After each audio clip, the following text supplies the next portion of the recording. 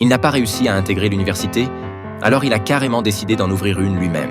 Au départ, il voulait juste duper ses parents peu éduqués. Mais le jour des inscriptions, plus de 1000 personnes se sont présentées, payant même les frais de scolarité de 10 000 yuan chacun sur place.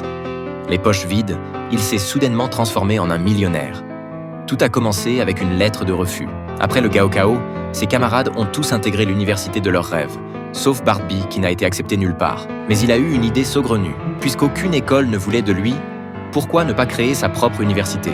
Il a alors modifié le logo de son école préférée en bleu, retouché soigneusement la brochure, et hop, une lettre d'admission impeccable était née. Mais cela ne suffisait pas.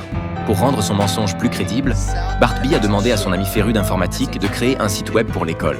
Malgré l'opposition farouche de Red, Bartby est resté inflexible. Il n'avait plus qu'à attendre tranquillement que son père lui remette cette fausse lettre d'admission.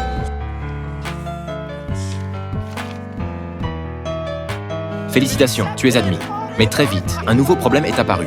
Tout le monde connaissait la prestigieuse école d'ingénieurs de Harmon, mais personne n'avait entendu parler de South Harmon. Sentant que son secret allait être éventé, Bartby a sorti le site web de l'école comme preuve. Cela a suffi à berner sa famille. Son père est même allé vérifier le site web. Bien qu'il trouvait que ça ne faisait pas très authentique, il a quand même remis un chèque à Bartby et a décidé d'accompagner toute la famille pour l'inscription le jour de la rentrée. C'est là que Bartby a réalisé qu'il s'était attiré de sacrés ennuis. Leur priorité était de louer un bâtiment ressemblant à une école, sinon le pot aux roses serait découvert le jour de l'inscription. Amy a suggéré d'utiliser un hôpital psychiatrique abandonné, parfait pour servir d'école. Bartby pensait qu'avec un bon nettoyage et quelques aménagements, ils arriveraient à lui donner une allure potable avant la rentrée. Bienvenue à l'Institut de technologie de South Harmon.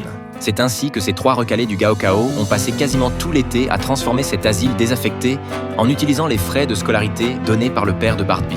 Ils ont tout repeint, refait l'électricité, nettoyé, démonté les installations dangereuses et vétustes. Seules les toilettes près des dortoirs étaient trop sales. Ils n'ont pas osé y toucher. Le jour de la rentrée est vite arrivé, et leur South Harmon était fin prêt. Tout semblait parfait, sans accroc.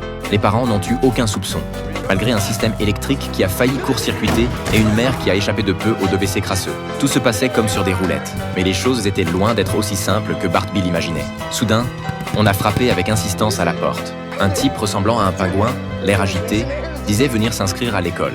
Bartby pensait qu'il s'était trompé de chemin et qu'il cherchait Harmon, mais l'homme a persisté, affirmant que c'était la seule université à l'avoir accepté. « Tu viens de dire que tu as été admis ici ?» ?»« Oui, c'est ça, on a tous été admis. » Au moment où les portes se sont grandes ouvertes, Bartby n'aurait jamais imaginé que son mensonge changerait sa vie et celle des 1000 étudiants devant lui. Ils se sont engouffrés sans hésiter dans South Harmon.